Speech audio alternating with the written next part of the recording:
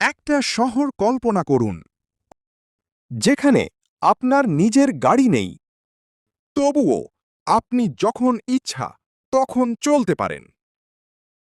রাস্তার পাশে দাঁড়িয়ে আছে শত শত ইলেকট্রিক স্কুটার। একজন মানুষ এগিয়ে গেল, মোবাইল বের করল, একটা কিউআর কোড স্ক্যান করল, আর মাত্র 2 সেকেন্ডের মধ্যে স্কুটার আনলক, সে উঠে পড়ল।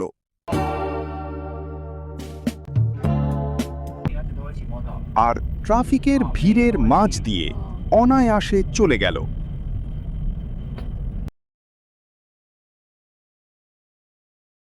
এটা কোনো ভবিষ্যতের গল্প না, এটা আজকের চীন।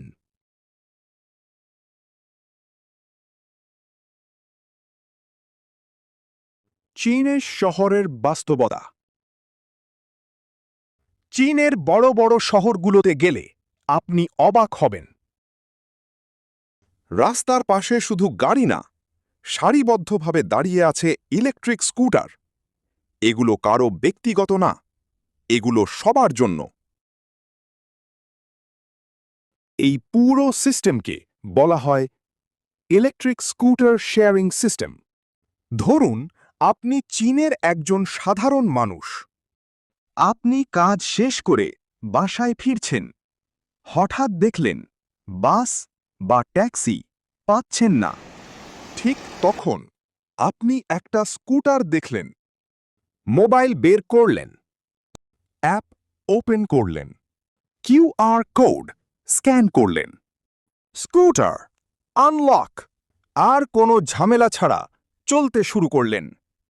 সবচেয়ে অবাক করার বিষয় হল এগুলো পুরোপুরি স্মার্ট সিস্টেমে কানেক্টেড।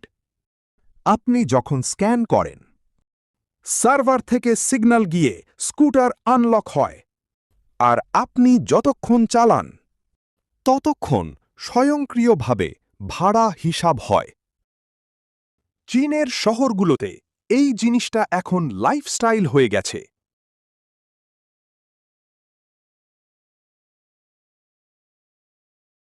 মানুষ অফিসে যাচ্ছে,